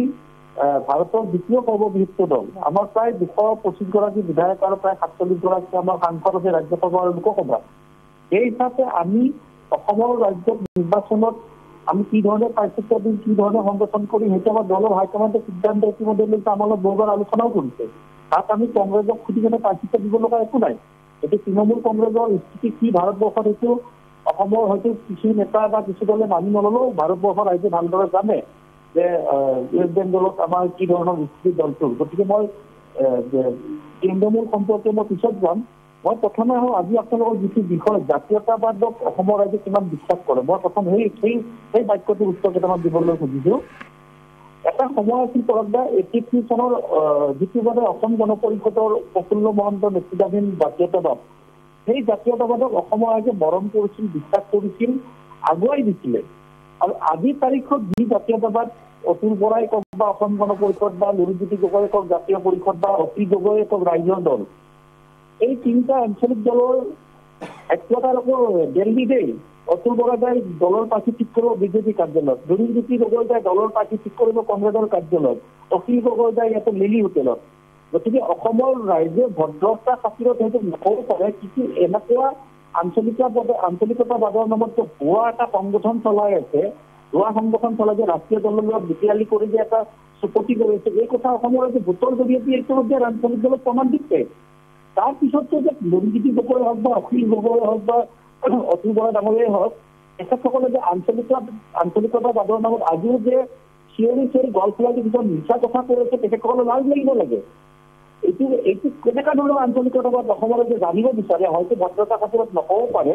যে লুৰিজ্যোতি গগৈ যাই দিল্লীৰ মুখ্য কাৰ্যালয় কংগ্ৰেছৰ তাতে দলীয় প্ৰাৰ্থিত্বৰ কথা আলোচনা কৰে, ঠিক অতুল বৰাই যাই বিজেপিৰ মুখ্য কাৰ্যালয়ত আলোচনা কৰে। আকৌ কৈছো যে অখিল গগৈ ইয়াতে ইউনিভাৰ্চিটিত বিভিন্ন ধৰণৰ কথা কৰে। গতিকে এইবিলাক অসমৰ ৰাইজে চাই আছে, যাৰ বাবে আঞ্চলিকতাবাদৰ প্ৰতিটো সমষ্টি বা প্ৰতিখন জিলাত এটা ভোটৰ সমান এটা সামান্য পৰিমাণৰ ভোট আছে। আজি তাৰিখত কৈছো, মই আগৰ কথা কোৱা নাই, কিন্তু সেই ভোটখিনি এখন চৰকাৰ বনাব বা এগৰাকী বিধায়ক জয়লাভ কৰাব বা এগৰাকী সাংসদ জয়লাভ কৰিবৰ কাৰণে চাফিচিয়েণ্ট নহয়। কালি জাতীয় পৰিষদে বৰপেটাত মিটিং কৰিছে, আপুনি চাব, লুৰিজ্যোতি গগৈক প্ৰশ্ন কৰক যে বৰপেটা জিলাৰ বা ধুবুৰী জিলাৰ কোনোবা এটা সমষ্টিত জাতীয় পৰিষদে প্ৰাৰ্থিত্ব দিব নেকি, কাৰোবাৰ নে কোনোবা প্ৰাৰ্থিত্ব সাজি কৰিছে নেকি? উঠি অহা যুৱকসকলক আমি কংগ্ৰেছৰ এটা টিকট দিম, মিত্ৰতা কৰিম, আপোনালোকে জইন কৰক, বিধায়ক বনাম, স্পষ্টকৈ ৰাইজক প্ৰকাশ কৰক যে আমি বৰপেটা লোকসভা সমষ্টি বা ধুবুৰী লোকসভা সমষ্টি বা গুৱাহাটী লোকসভা সমষ্টিত আমাৰ দলৰ। কিন্তু আপোনালোকে, মই বুজি পালোঁ আপোনাৰ আঞ্চলিকতাবাদৰ বিৰুদ্ধে আপোনাৰ খুব ইতিমধ্যে ৰাইজে গমো পাইছে, আপুনি কৈছেও, কিন্তু আপোনালোকে এইবাৰ প্ৰতিদ্বন্দ্বিতা কৰিব নকৰে? আঞ্চলিকতাবাদৰ ওপৰত মোৰ খুব হোৱা নাই, অসমৰ ৰাইজৰ হৈছে। এতিয়া আপুনি এটা ৰাষ্ট্ৰীয় দল, তৃণমূল কংগ্ৰেছ এটা ৰাষ্ট্ৰীয় স্বীকৃত দল, গতিকে যদিও আঞ্চলিকভাৱে পশ্চিমবংগত এখন ৰাজ্যত ক্ষমতাত আছে, গতিকে আপোনালোক সেই দলৰ প্ৰতিনিধি। হয়, এটা কথা কৈছো যে আমি অসমত নিৰ্বাচন খেলিবৰ কাৰণে আমি কি কংগ্ৰেছৰ আশাত খেলি নিদিম? আমি ভাৰতবৰ্ষত দ্বিতীয় বিজেপি বিৰোধী দ্বিতীয় সৰ্ববৃহৎ দল, মই আজি কৈ আছো। কিন্তু এতিয়া দিল্লীত আপোনালোকৰ মৰ্চাৰ আপোনালোকৰ দল অংশীদাৰ, আনকি কাইলৈ পৰহিলে আপোনালোকৰ নেত্ৰীক যদি দায়িত্ব দিয়ে ল'ম বুলি ল'বলৈ কোনো ধৰণৰ অমান্তি নহয় বা ল'বলৈ আগ্ৰহীয়ে মমতা বেনাৰ্জীয়ে নিউজ 18ক দিয়া সাক্ষাৎকাৰতে প্ৰকাশ কৰিছে, গতিকে তাত মিত্ৰতা হ'লে ইয়াত আপোনালোকে কেনেকৈ নহয় বুলি কয়? তাতে কথা এটা আছে, মমতা বেনাৰ্জীক ইণ্ডিয়া জোঁটৰ নেতৃত্ব দিব লাগে বুলি তৃণমূল কংগ্ৰেছে কৈ থকা নাই, লালু প্ৰসাদ ডাঙৰীয়াই কৈ আছে, শৰদ পাৱাৰে কৈ আছে। কিন্তু তাত মিত্ৰতা হোৱাৰ পাছত আপোনাৰনো কথাটোৰ ইয়াত হেৰি নাথাকিব নহয়? আৰে যিটো বস্তু নোৱাৰি না, সেইটো কথা আমি কোৱাত কি অসুবিধা আছে? এতিয়ালৈকে মিত্ৰতাৰ কিবা আশা দেখিছে নেকি? আজি যদি আপুনি কংগ্ৰেছক সোধে যে তৃণমূল কংগ্ৰেছৰ বিষয়ে কি কৰিব, তেখেতসকলে কয় যে এইটো হিন্দু বেংগলী দল, বিষ্ণু বৰাই কৈছিলে। আৰু যদি কংগ্ৰেছটো মমতা বেনাৰ্জী খাই কাৰণে হিন্দু বেংগলী দল হৈ গ'ল, তেনেহ'লে কংগ্ৰেছটো ইটালী দল হ'ব লাগিব, সোনিয়া গান্ধী নেতৃত্বাধীন চলি আছে। সংযুক্ত হৈ থাকক। জয়নাথ শৰ্মা ডাঙৰীয়া, চাওক, অসমত আঞ্চলিকতাবাদ থাকিবই, আৰু আজিৰ যিটো ৰাজনৈতিক আঞ্চলিকতাবাদে মানে চৰকাৰ গঠন কৰা আঞ্চলিকতাবাদ থাকে নাথাকে নাজানো, কিন্তু অসমীয়া মানুহ আঞ্চলিকতাবাদ হৈ বহু দিনলৈকে চিৰকাললৈকে থাকিব, যি এমুঠিমান থাকে। আপুনি চাওক, অসম সাহিত্য সভাকে ধৰক, জাতীয়তাবাদী যুৱ ছাত্ৰ পৰিষদে চাওক, নতুবা আমাৰ আছু, এই গোটেইবিলাকে তেওঁলোকে ৰাজনৈতিক সংগঠন নহয় যদিও আঞ্চলিকতাৰ মুখ্য পৃষ্ঠপোষকতা কৰাসকলৰ ভিতৰত এইবিলাক আপোনালোকে উলিয়াই কৰিব নোৱাৰে। আনহাতে আপুনি যিটো কথা উপলব্ধি কৰিছে বা সকলোৱে উপলব্ধি কৰিছে, আঞ্চলিকবাদৰ ইয়াত প্ৰয়োজনীয়তাটো আমি বহুদিনৰ পৰা ইয়াত অসমৰ মানুহে, খিলঞ্জীয়া মানুহে উপলব্ধি কৰি আছে, আৰু এই উপলব্ধিটো এতিয়া মানুহৰ ধমনীয়ে হেৰি হৈছে। আৰু গোটেই ভাৰতবৰ্ষৰ আপুনি ৰাজনীতিটো চাওক, এতিয়া মানে একত্ৰিতভাৱে বা এককভাৱে কোনো ৰাষ্ট্ৰীয় দলে যুঁজ কৰিবলৈ, ৰাজনৈতিকভাৱে যুঁজ কৰিবলৈ, শাসনৰ গাদীত বহিবলৈ সাহস কৰিবলৈ পৰা নাই। অন্ততঃ যোৱা লোকসভা নিৰ্বাচনে সেইটোকে প্ৰমাণ কৰিছে যে অকলে সম্ভৱ নহয়। গতিকে অসমত ৰাজনৈতিকভাৱে আঞ্চলিক ধাৰাটো সদায় জীয়াই থাকিব, আৰু আজিৰ যিটো স্থিতি ইয়াতকৈ কিন্তু দিনে দিনে ক্ৰমে বৃদ্ধি হৈহে যাব। এই স্থিতিটো কিন্তু বেছি সবল হ'ব। অৱশ্যে হয়, মই আকৌ কথাটো ৰিপিট কৰিব খুজিছোঁ, কেন্দ্ৰত যি শাসনত থাকিব সেই দলৰ যদি আমি পৃষ্ঠপোষকতা নাপাওঁ, তেনেহ'লে উন্নয়নৰ ক্ষেত্ৰত ৰাজ্যিক ভিত্তিত কোনো চৰকাৰ আগবাঢ়ি যাব নোৱাৰে। আজি চাওক, এটা চৰ্তত নীতিশ কুমাৰ এইবিলাকে লগ হৈছে কিয়? এটা চৰ্তত যে ফাইনেন্সিয়েল পৃষ্ঠপোষকতাটো কেন্দ্ৰই তেওঁলোকক 100% দিব লাগিব আজি অসম গণ পৰিষদ দল আমি বিজেপিৰ লগত কিয় আছোঁ আমাৰ ৰাজ্যখনৰ খিলঞ্জীয়া মানুহৰ যিটো উন্নয়নৰ ধাৰা এই ধাৰাটো যাতে ভাৰতবৰ্ষৰ অন্যান্য ৰাজ্যতকৈ আমি আগত থাকিব পাৰোঁ বা আগত থাকিব নোৱাৰিলে আজি মাজে মাজে আপুনি দেখিব মমতা বেনাৰ্জী ডাঙৰীয়ানী দিল্লীলৈ যায় তেওঁ প্ৰধানমন্ত্ৰী বাসভৱনত যায় অফিচলৈ যায় লগ পাই ফটো এখন তোলে ছ'চিয়েল মিডিয়াটো দি অফিচিয়েল কথা বতৰা পাতে কিন্তু আপোনালোকৰ নিচিনা যদি কামটো কৰে প্ৰধানমন্ত্ৰীজন বানপানী চাবলৈ আহিল এভইড কৰে ক'ৰবাত পলিটিকেল বেলেঞ্চ বা তেনেকুৱা নাই তাৰ পৰৱৰ্তী পৰ্যায়টো দেখিলোঁ নাই সেই কথাটোৱে কৈছোঁ আমি ক'ত ক'ত ভুল কৰিছিলোঁ কি কৰিছিলোঁ সেইটো আমি আত্মপহেৰি কথা সমালোচনা কৰাত আমি কোনো আমি যেতিয়া আপোনাৰ পিছৰবাৰ চৰকাৰ হ'ল গুপ্ত হত্যাৰ বিৰুদ্ধে অন্যান্য ঘটনাৱলীৰ বিৰুদ্ধে ইমান বেছি আজিৰ দিনটোত আপোনালোকে খবৰ ইমানেই নাপালে আজিৰ দিনটোত মই আপোনাক কৈছোঁ অসম গণ পৰিষদ দলক বাদ দি কোনেও মানে আঞ্চলিকতাবাদ ইয়াত কৰালৈ অসুবিধা আছে আমাৰ গাঁৱে গাঁৱে আপুনি চাব অসম গণ পৰিষদৰ এতিয়াও মানুহৰ মাজত অসম গণ পৰিষদৰ প্ৰতি এটা ভাল ভাৱ সংগঠন আছে ভোটাৰ আছে পাৰ্চেণ্টেজ কিমান ক'ব নোৱাৰি কিন্তু মানে এটা নিৰ্দিষ্ট সংখ্যক আছে অমীয়া ভূঞা ডাঙৰীয়া হয় ৰাইজে নিজৰ ৰাজ্যখনৰ বিকাশৰ লগে লগে নিজৰ জাতি নিজৰ জনগোষ্ঠী বা ৰাজ্যখনৰ সৰ্বাংগীন বিকাশৰ বাবে কোন দলৰ চৰকাৰ কি কৰে ৰাইজে সেইখিনি গমি পিটি চায় আৰু সেইধৰণে যোৱা 8টা বছৰত বিজেপি মিত্ৰজোঁটৰ চৰকাৰে ৰাইজৰ মাজত সেই বিশ্বাস গঢ়িবৰ কাৰণে সম্ভৱ কৰি তুলিছে মই পুনৰ ক'ব বিচাৰিছোঁ যে বিজেপি চৰকাৰখনে যদি আমি শিক্ষা খণ্ডটোলৈ যদি চাওঁ 8 বছৰ চৰকাৰত আগৰ কংগ্ৰেছ চৰকাৰৰ 55 বছৰ শাসনকালত অসমে উচ্চ শিক্ষানুষ্ঠান কিমান পালে বুলি যদি আমি হিচাপ কৰোঁ তেতিয়াহ'লে 6খন বিশ্ববিদ্যালয় পাইছিলোঁ আৰু 8 বছৰ বিজেপি চৰকাৰখনত 30খন বিশ্ববিদ্যালয় পাইছে জিলাই জিলাই মেডিকেল কলেজ হৈছে অভিযান্ত্ৰিক মহাবিদ্যালয় হৈছে পলিটেকনিকবিলাক আপগ্ৰেড হৈছে স্কিল ইউনিভাৰ্চিটি হৈছে ওমেন ইউনিভাৰ্চিটি হৈছে ল কলেজ হৈছে বাগিচাত মডেল স্কুল হৈছে মডেল কলেজ হৈছে যিধৰণে এটা খণ্ডত যিটো আমূল পৰিৱৰ্তন আৰু বিকাশ যিটোৱে অসমৰ নতুন প্ৰজন্মক উপযুক্ত মানৱ সম্পদ হোৱাৰ আজি সুযোগ আৰু সুবিধা দিছে যিটো পৰিৱেশ সৃষ্টি কৰিছে এইটোৱে অসমক বহুতো আগুৱাই লৈ যাব সংকীৰ্ণ আঞ্চলিকতাবাদে আমাৰ ৰাজ্যবাসীক একত্ৰিতও কৰিব নোৱাৰে আমাৰ ৰাজ্যখনক বিকাশো কৰিব নোৱাৰে কিন্তু আমাৰ মাননীয় প্ৰধানমন্ত্ৰী ডাঙৰীয়া যি বিকাশ নীতি সবকা সাথ সবকা বিকাশ সবকা বিশ্বাস সবকা প্ৰয়াস এই নীতিৰে আজি সকলো ৰাইজক কোনো ধৰণৰ ভেদাভেদ নৰখাকৈ কোনো ধৰণৰ বৈষম্য নৰখাকৈ যিজনে গোটেই ৰাষ্ট্ৰ আৰু ৰাজ্যখনক আগবঢ়াই দিছে এইটো সময় আহ্বান ৰাইজে আজি আশ্বস্ত হৈছে গতিকে আমি আশা কৰোঁ যে আজি জনগোষ্ঠী জনজাতিসকলৰ যিটো মাৰ্ডাৰ টং মাতৃভাষাটোক লৈ পিনে শংকিত হৈ আছিল বিশেষকৈ অসমত আমাৰ দেউৰীসকলে নিজৰ ভাষাটো লৈ তেওঁলোকে চিন্তিত হৈ আছিল মিচিংসকলে আজি ৰাষ্ট্ৰীয় শিক্ষানীতি 2020ত আজি থলুৱা জনগোষ্ঠী জনজাতিসকলৰ মাতৃভাষাক আজি ৰক্ষা কৱচ দিয়া হৈছে চৰকাৰী পাৰিশিক্ষিত বিদ্যালয়ত আজি 5ম শ্ৰেণীলৈকে আগন্তুক যি আমাৰ শিক্ষাবৰ্ষ আছে সেই শিক্ষাবৰ্ষৰ পৰা আৰম্ভ হ'ব গতিকে মা কোলাত থকা ভাষাটোক আজি সন্মান দিছে বিজেপি চৰকাৰে গতিকে আজি শিশুসকলৰ তেওঁলোকৰ যি কেন্দ্ৰ অংগনবাদী কেন্দ্ৰ আজি মডেল অংগনবাদী কেন্দ্ৰ হিচাপে আজি গঢ়া হৈছে যে শিশুসকলে তাত আহিলে যাতে সঠিক পুষ্টি পায় সঠিক যাতে তেওঁলোকে চিকিৎসা পায় সঠিক যাতে তেওঁলোকে তাত গীত মাতৰ সুবিধা পায় তাত যাতে এটা তেনেকুৱা ভাল অংগনবাদী কেন্দ্ৰ ঠিকেই আছে মানুহখিনিয়ে কাম কৰিছে যোনদিনাই মানে প্ৰি স্কুল প্ৰাইভেট ছেক্টৰ সোমাব সেইদিনাখনেই এই আমাৰ চৰকাৰী বিদ্যালয়কেইখনৰ নিচিনা অৱস্থা হ'ব এই কথাটোও মনত ৰাখিব আৰু লাহে লাহে প্ৰি স্কুল আৰু কিন্তু এইটো কথা ঠিক যে আপোনালোকে শিক্ষা ক্ষেত্ৰত বা নতুনকৈ প্ৰতিষ্ঠান স্থাপনৰ ক্ষেত্ৰত এটা ভাল শক্তিশালী পদক্ষেপ লৈছে কিন্তু তাৰ লগে লগে আমাৰ যি সৰু সৰু ক্ষুদ্ৰ ক্ষুদ্ৰ জাতি জনগোষ্ঠী আছে তেওঁলোকৰ প্ৰতিনিধিত্ব সমানে গুৰুত্বপূৰ্ণ হয় হয় না সেইকাৰণে আজিকালি আমাৰ স্বাস্থ্য আৰ্হিত পৰিষদবিলাক আমি শক্তিশালী কৰিছোঁ তালৈ ফাণ্ড এলকেশ্যনটো বেছি হৈছে যাতে তেওঁলোকে স্থানীয়ভাৱেও যাতে কিছুমান যাতে সিদ্ধান্ত ল'ব পাৰে বাজেট ল'ব পাৰে তেওঁলোকৰ বিকাশৰ কাম কৰিব পাৰে তেওঁলোকৰ প্ৰজন্মক যাতে তেওঁলোকে স্কিল কৰিব পাৰে তেনেকুৱা ধৰণৰ কামবিলাক আজি খুব সুন্দৰভাৱে আজি হৈ আছে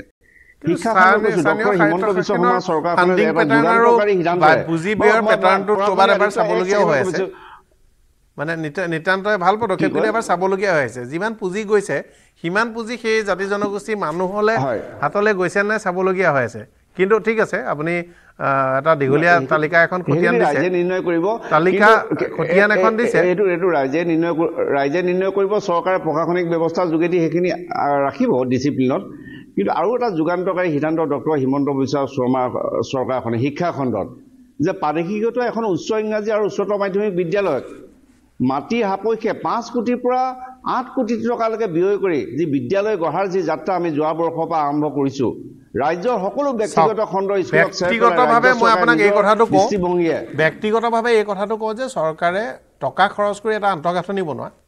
আৰু ৰাইজৰ আস্থা ঘূৰাই আহি ৰাইজৰ অনুষ্ঠানলৈ পৰিণত হোৱা দুটা বেলেগ বিষয় গতিকে স্কুলৰ ক্ষেত্ৰত অন্তত এইটো কথা এই মুহূৰ্তত ক'বলগীয়া আছে কলেজৰ ক্ষেত্ৰত মই নকওঁ কলেজৰ ক্ষেত্ৰত এতিয়া আমি বহুলাংশে চৰকাৰী খণ্ডৰ ওপৰত নিৰ্ভৰশীল হৈ আছোঁ কিন্তু স্কুলৰ ক্ষেত্ৰত আপুনি 5 কোটি 10 কোটি কৰক স্কুলৰ ক্ষেত্ৰত 5 কোটি 10 কোটি 100 কোটি দিয়ক স্কুলৰ ক্ষেত্ৰত কিন্তু আস্থা ঘূৰি আহিবলৈ সময় লাগিব এই সত্যটো আপোনালোকে উপলব্ধি কৰা উচিত সকলো কথা বেয়া নহয়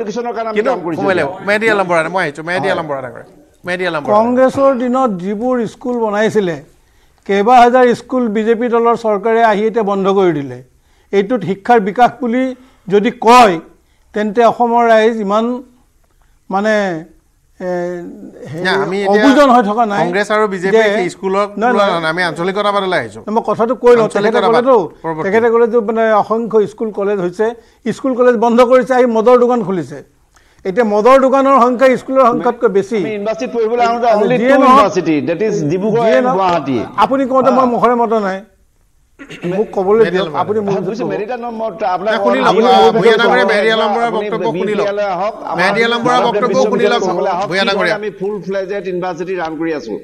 আমাৰ দিনত হোৱা ইউনিভাৰ্চিটিখন আপোনালোকে এতিয়া অফিচ খুলিছে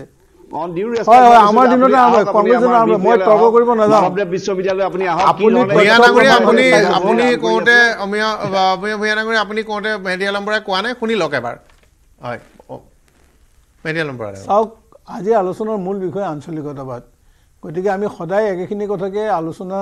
বিকাশ টিকাশ ইত্যাদি কথাবোৰ বহুত সময় আছে কৰিবলৈ এতিয়া মোৰ বোধেৰে মই এটা পলিটিকেল ষ্টেটাৰে মোৰ এনেকুৱা লাগে যে অসমত এখন ভৱিষ্যতলৈ ছানছেট সূৰ্যাস্ত আঞ্চলিক চৰকাৰ হ'ব এখন কিন্তু আঞ্চলিক চৰকাৰ হ'ব সেইখন মিলিজুলি হয় 6-7টা দলে হয় বাহিৰৰ পৰা এটা দুটা ৰাষ্ট্ৰীয় দলে ছাপোৰ্ট দি হয় বোলে আমি ডাইৰেক্টলি মিনিষ্ট্ৰীত নুকুমাওঁ বাহিৰৰ পৰা ছাপোৰ্ট দিম কিন্তু অসমত এখন সূৰ্যাস্ত আঞ্চলিক চৰকাৰ হ'ব এই কথাটো কিন্তু মোৰ কোনো সন্দেহ নাই এখন ৰাজ্যত যেতিয়া আঞ্চলিকতাবাদী মানে মই কৈছোঁ যে খিলঞ্জীয়া মানুহৰ মূলতঃ খিলঞ্জীয়া মানুহৰ প্ৰতিনিধিত্ব কৰা দল সংগঠনৰ মৰ্চা হ'লেও হ'ব মেহেদী আলম বৰা এতিয়া কংগ্ৰেছত যদি খিলঞ্জীয়া মানুহ নাই বুলি আৰু ক্ৰমান্বয়ে মই বিচাৰিছে মানে কংগ্ৰেছত মই খিলঞ্জীয়া মানুহ নাই বুলি কোৱা নাই না যিয়ে নহওক আঞ্চলিকতাবাদী আপোনাৰ যিটো কথা যিকোনো সম্ভাৱনাই নাকচ কৰা নাই কংগ্ৰেছেও ছাপোৰ্ট দিব পাৰে বিজেপিও ছাপোৰ্ট দিব পাৰে এনেকুৱাও হ'ব পাৰে সময় আহিব পাৰে যে তেনেকুৱা উদ্ধৱ ঠাকৰেক আপোনালোকে যেনেকৈ ধৰক তাত ছাপোৰ্ট দি থৈছে বিজেপিয়ে যেনেকৈ ইয়াত মেহবুবা মুফ্তিক ছাপোৰ্ট দি থৈছিল ৰাজনৈতিক জগতখনত বিভিন্ন কথাই সম্ভৱ হোৱা আমি দেখিছোঁ গতিকে সেইটোত মই তৰ্ক কৰিব নাযাওঁ কিন্তু অসমৰ আঞ্চলিকতাবাদী শক্তি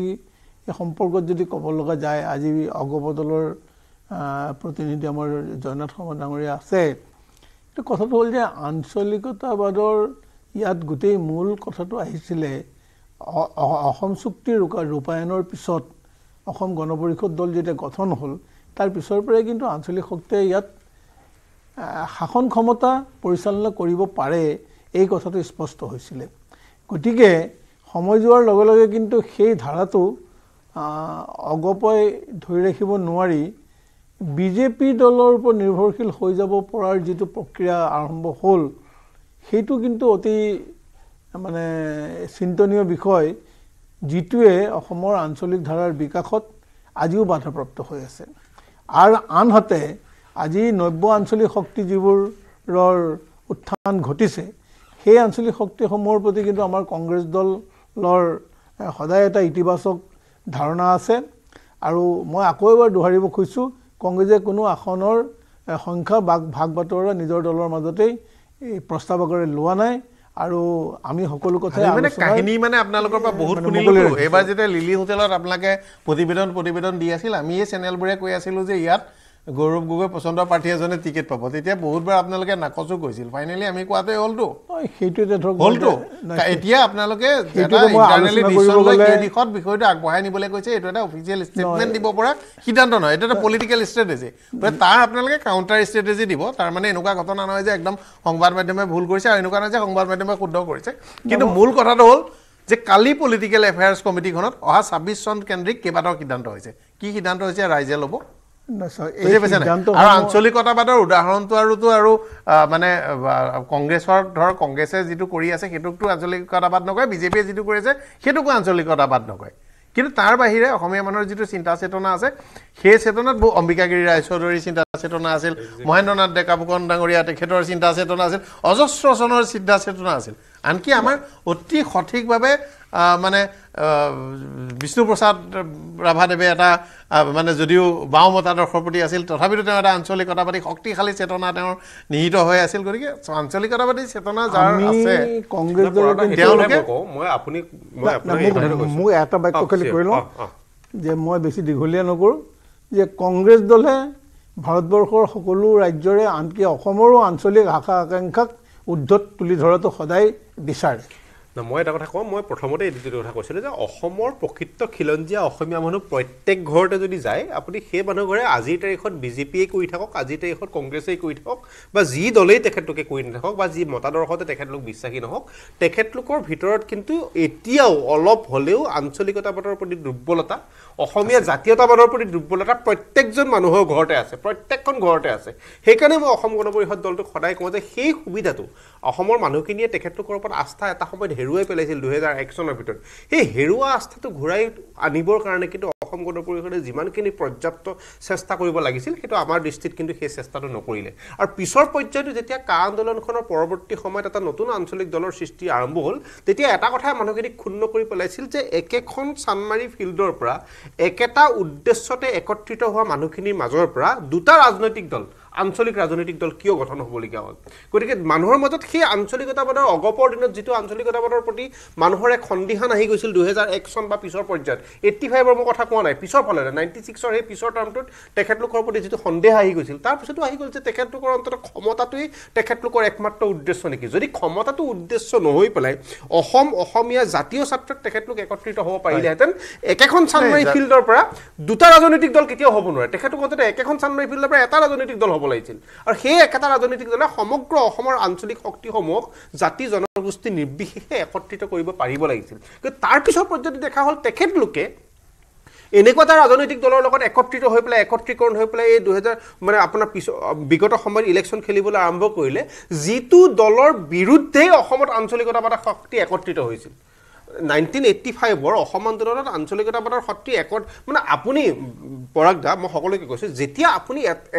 একেখিনি মানুহ সংঘবদ্ধ হ'ব লাগিব সেই একেখিনি মানুহৰ সংঘবদ্ধ হোৱাৰ বিপৰীতে এটা উমৈহতীয়া শত্ৰু থাকিব লাগিব আৰু অসমত অসমীয়া মানুহখিনি সংঘবদ্ধ হোৱাৰ উমৈহতীয়া কথাটো কি আছিল যে 1985ৰ আমাৰ 79 to 85ৰ অসম আন্দোলন আৰু সেই অসম আন্দোলনত গোটেই অসমীয়া মানুহখিনি সংঘবদ্ধ হৈছিল এটা উমৈহতীয়া পক্ষৰ বিৰুদ্ধে আৰু সেই উমৈহতীয়া পক্ষটোকে আহি পেলাই এই আঞ্চলিক শক্তিটোৱে আপোনাৰ ইলেকশ্যন জিকাৰ নামত তেখেতলোকৰ লগত একত্ৰিত হ'ল একত্ৰীকৰণ কৰিলে কিন্তু এই কথাটোৱে মানুহৰ মনত মোৰ দৃষ্টিত কিন্তু বহুখিনি তেখেতলোকৰ প্ৰতি আপোনাৰ আস্থা বা বিশ্বাস হেৰুৱাইছে আৰু সেই হেৰুৱা আস্থা বিশ্বাস তেখেতলোকে পৰৱৰ্তী সময়ত কেনেকৈ আনিব পাৰে কেনেকৈ আহিব পাৰে মই সেইকাৰণে আজিৰ তাৰিখতো এখন মঞ্চৰ পৰা আঞ্চলিকতাবাদ শক্তিসকলক যে আমাৰ তেজত আঞ্চলিকতাবাদ আছেতো আমি ঘৰত দেখি আহিছোঁ আমাৰ অসম আন্দোলন কৰা পৰিয়ালৰ পৰা ডাঙৰ হৈ অহা ল'ৰা আমি গতিকে ইয়াত থকা সকলোজন ব্যক্তিয়ে গতিকে আমি দেখি আহিছোঁতো গতিকে সেই বিশ্বাসটো ঘূৰাই আনিবলগীয়া যদি হয় তেতিয়া নিশ্চিতভাৱে তেখেতলোকে কিন্তু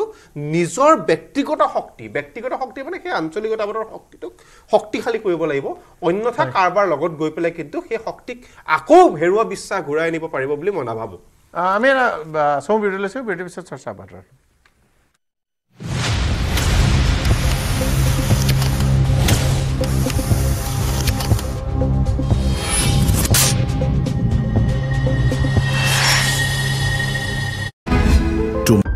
কোনে কন্দা নাই সকলোৱে কান্দিছে আত্মীয় কুটুম্ব ওচৰ চুবুৰীয়া সকলোৱে শোকত ভাগি পৰিছে সকলো নকৈ বন্ধা ঘৰটো তেনেকৈ ভুমুকি এটাও নমৰাকৈয়ে উজ্জ্বল গুচি গ'ল। অৱশেষত স্বগৃহ পালেহি শ্ৰীভূমিত প্ৰাণ বিসৰ্জন দিয়া অসম আৰক্ষীৰ জোৱান উজ্জ্বল বৰাৰ নশ্বৰ দেহ।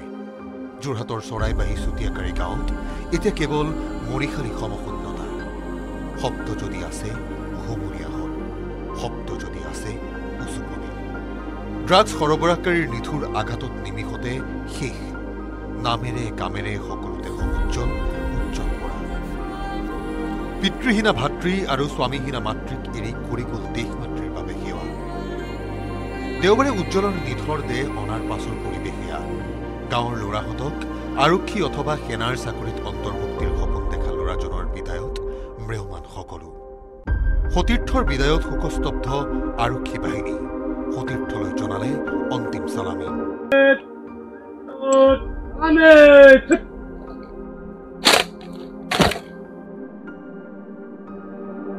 গাঁৱৰ ল'ৰাটোৰ এই মৃত্যুক সহজভাৱে ল'ব পৰা নাই কোনেও।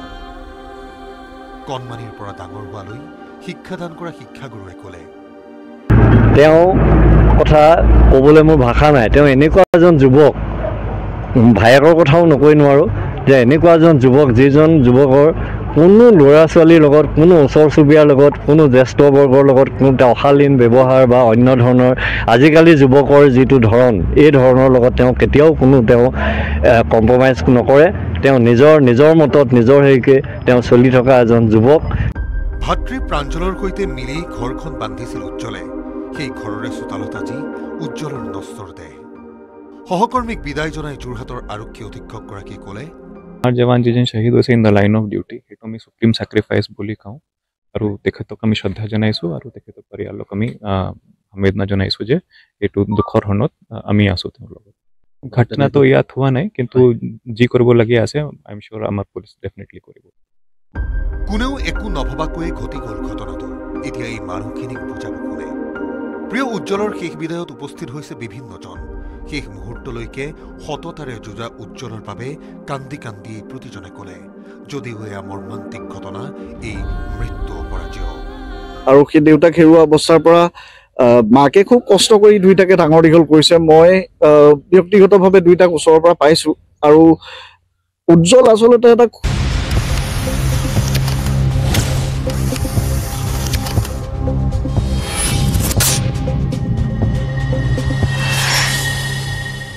স্বাগতম জনাইছোঁ। বিৰতিৰ পিছত আমি আলোচনা কৰিছোঁ আঞ্চলিকতাবাদ প্ৰসংগ। মই পোনে পোনে মনোজ জানুৱাৰী ডাঙৰীয়াৰ ওচৰলৈ গৈছোঁ। জানুৱাৰী ডাঙৰীয়া। হয় দাদা, মই এটা আপোনালৈ অনুৰোধ কৰিম যে আমাৰ যদি 6জন আপোনাৰ পেনেলিষ্ট আছে, 1 ঘণ্টাৰ সময় হিচাপত কমেও 10 মিনিটকৈ এজনে ক'বলৈ অলপ সুযোগ পাব লাগে। তো মই এতিয়ালৈকে কেৱল 1 মিনিটৰ সময় পাইছোঁ। নাই, আপোনালোকে ৰাজনৈতিক নেতাই যেনেধৰণে ভাবে এইবোৰ সময় সময়ৰ কথা আমি চেনেলৰ পৰা তেনেধৰণে নাভাবোঁ। কেতিয়াবা এজন ব্যক্তিৰ কথাও দুটা বাক্যও বহুত ডাঙৰ হ'ব পাৰে, কেতিয়াবা দীঘলীয়া কথা ক'লেও নহ'ব পাৰে। সময়টোৰ ওপৰত নিৰ্ভৰ নকৰে। আপুনি বিষয়টো কওক খালি। এইবোৰ এছেম্বলিত চলে, আপোনালোকে এছেম্বলিলৈ আহি পেলাই আপোনালোকে 10 মিনিট 20 মিনিট এলটমেণ্ট কৰি ল'ব। কিন্তু আমাৰ কথা হ'ল আপোনালোকে অতি মূল্যৱান কথা কয়, দৰ্শকে ভাল পায়, গুৰুত্বপূৰ্ণ কথাকেইটা আপোনালোকে যেনেকৈ কয় আমি তেনেকৈ সুখী।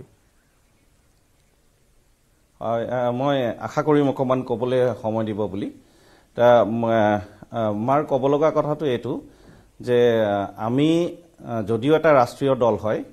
আমি কিন্তু আঞ্চলিকতাবাদৰ ওপৰত আমি বিশ্বাস কৰোঁ। আৰু এটা দৃঢ় বিশ্বাস যে অসমত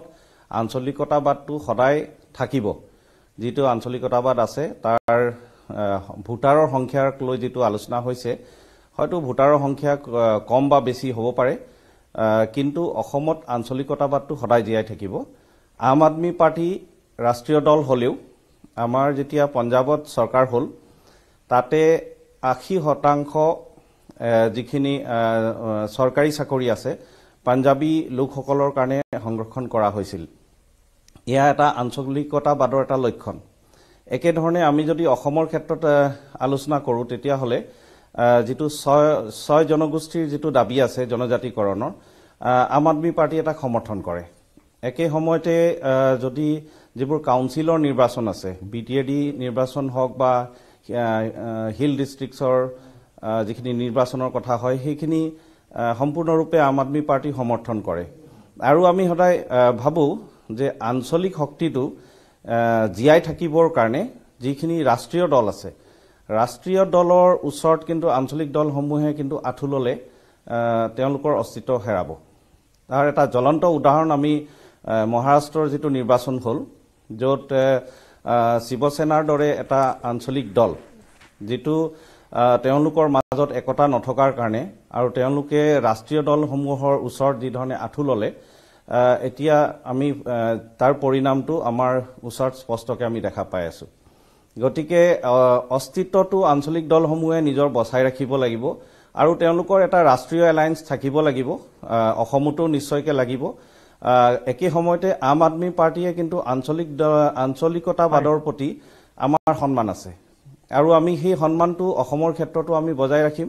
আৰু আশা কৰিছোঁ যে যি ধৰণে ৰাষ্ট্ৰীয়তাবাদৰ লগত আঞ্চলিকতাবাদ আম আদমি পাৰ্টিয়ে মানি চলিবলৈ বিচাৰে সেই ৰাজনীতি আমি অসমতো আগবঢ়াই লৈ যাব পাৰিম ধন্যবাদ দুলু আহমেদ চমুকে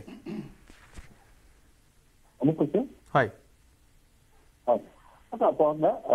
এটা কথা কি ধৰি লওক আমি বিচাৰোঁ অলপ আগে আম আদমি পাৰ্টীৰ আমাৰ নেতাগৰাকীয়ে ক'লে যে আমি যদিও ৰাষ্ট্ৰীয় দল বা আমি ডাঙৰ দল কিন্তু আমি অসমত আঞ্চলিকতাবাদটো জীয়াই থাকিব বিচাৰোঁ অখিলগড়ে কেইদিনমান আগতে এটা ভাল কথা কৈছিলে তেওঁ ২৬ খেলে ৩০ খেলে এইটো তেওঁৰ দলৰ ব্যক্তিগত বিষয়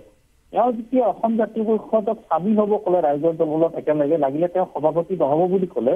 কিন্তু সেইখিনি সময়ত আকৌ লুৰিজ্যোতি গগৈ ক'লে যে নহয় অখিলগড়ৰ দলটো মাৰ্ক্সবাদী দল আৰু আমি জাতীয়তাবাদী দল এই ধৰণৰ যদি দুটা আঞ্চলিক দলৰ মাজত যদি কথাৰ মিল নাথাকে ৰাইজে কি কাৰণত ভোট দিব আজি মই ক'লে বেয়া দেখি যে মই জাতীয় পৰিষদ ওলাই আহিছোঁ কাৰণে বা জাতীয় পৰিষদৰ বিৰুদ্ধে কৈছোঁ কথাটো তেনেকুৱা নহয় কথাটো চাব গ'লে যে ৰাইজে এই প্ৰত্যেকটা কথা অসমৰ ৰাইজে লক্ষ্য কৰি আছে যে বিজেপি বিৰোধী শক্তি বুলি কয় কংগ্ৰেছৰ নেজৰত ধৰি ৰাজনীতি কৰি আছে আকৌ দুটা দলৰ মাজত মিল নাই এনেকুৱা আঞ্চলিক দলক ৰাইজে ভোটৰ জৰিয়তে প্ৰমাণ দি আছে যে আমি আপোনালোকৰ কাৰুকাৰ্য বেয়া পাইছোঁ তাৰপিছত যে তেখেতসকলে বুজি পোৱা নাই সেইটো মানে আটাইতকৈ ধন্যবাদ জনাইছোঁ দুলু আহমেদ ডাঙৰীয়া সময় হৈ আছে অমিয় ভূঞা ডাঙৰীয়া বিজেপি দল আৰু চৰকাৰৰ নেতৃত্বত অসমৰ জাতি মাটি ভেটি সুৰক্ষিত আৰু অধিক সুৰক্ষিত কৰি যাতে প্ৰতিটো জনগোষ্ঠীয়ে যাতে মান সন্মান পায় আঞ্চলিক চিন্তাবিলাক যাতে আমাৰ কাম কাজত প্ৰতিফলিত হয় সেই ক্ষেত্ৰত আমি চোকা নজৰ ৰাখিছোঁ আৰু চোকা নজৰ ৰাখি কাম কৰিম আমি এতিয়াও অসমৰ ৰাজনীতিত আঞ্চলিক দলসমূহক লগত লৈ আগন্তুক দিনত স্বৈৰতান্ত্ৰিক বিজেপি দলৰ বিৰুদ্ধে জনগণৰ ৰাজনীতি কৰাৰ সপক্ষে আমাৰ স্থিতি দৃঢ় কৰি ৰাখিছোঁ ৰাজনৈতিকভাৱে কোনো সৰ্বভাৰতীয় ৰাজনৈতিক দলে এতিয়া কোনো ৰাজ্যতে ভাৰতবৰ্ষৰ কোনো ৰাজ্যতে আঞ্চলিক শক্তিক ওলাই কৰি তেওঁলোকে চলিবলৈ অসুবিধা আছে আৰু তেওঁলোকে নচলেও এতিয়া আমাৰ অসমত কথাটো হৈছে অসমৰ সামগ্ৰিক উন্নয়নৰ কাৰণে অসমীয়া মানুহ একত্ৰিতভাৱে আঞ্চলিকতাবাদৰ হৈ মানে তেওঁলোক আমাৰ জাতীয় স্বাৰ্থৰ প্ৰয়োজন হ'লে ৰাষ্ট্ৰীয় দলৰ লগত কৰিব লাগে মানে তেওঁলোক সকলো মানুহ অসমৰ খিলঞ্জীয়া মানুহ জাতীয়তাবাদৰ সপক্ষে আছে এতিয়া আমাৰ দায়িত্ব হ'ল তেখেতসকলক সংগঠিত কৰি আমাৰ শক্তিটো মানে আৰু মজবুত কৰাৰ ব্যৱস্থা কৰিব লাগে মই আপোনাৰ দৰে ময়ো বিশ্বাস কৰোঁ যে অসমত এসময়ত নহয় এসময়ত আকৌ এদিন আঞ্চলিকতাবাদৰ উত্থান হ'ব কিন্তু এইটো যিটো প্ৰক্ৰিয়াৰে বৰ্তমানৰ অসমত আঞ্চলিকতাবাদটো চলি আছে এইটো প্ৰক্ৰিয়া নিশ্চিতভাৱে উত্থান নহয় গতিকে ষ্ট্ৰেটেজি সলনি কৰিব লাগিব মানুহ ওলাই আহিব লাগিব আৰু মানুহৰ মনত হেৰাই যোৱা বিশ্বাস আকৌ তেওঁলোকে আনিব পাৰিব লাগিব তেতিয়া নিশ্চিতভাৱে আঞ্চলিকতাবাদৰ উত্থান হ'ব কাৰণ আমাৰ প্ৰত্যেকজন অসমীয়াৰ মনত আঞ্চলিকতাবাদ আছে আমি জাতীয়তাবাদী হয়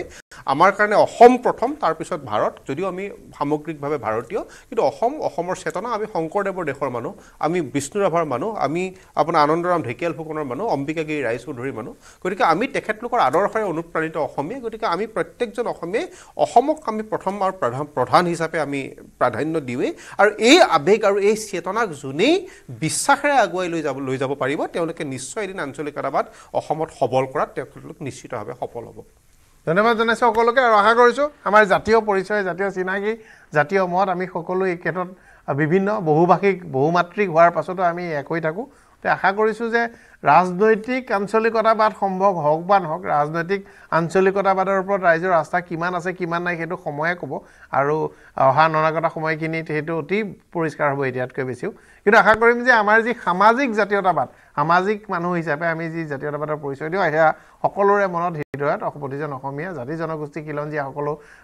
ভাষা ভাষী লোকৰ মাজত অটুট থাকক সেইটোৱে কামনা কৰিছোঁ ধন্যবাদ জনাইছোঁ অনুষ্ঠানৰ কামনা কৰিছোঁ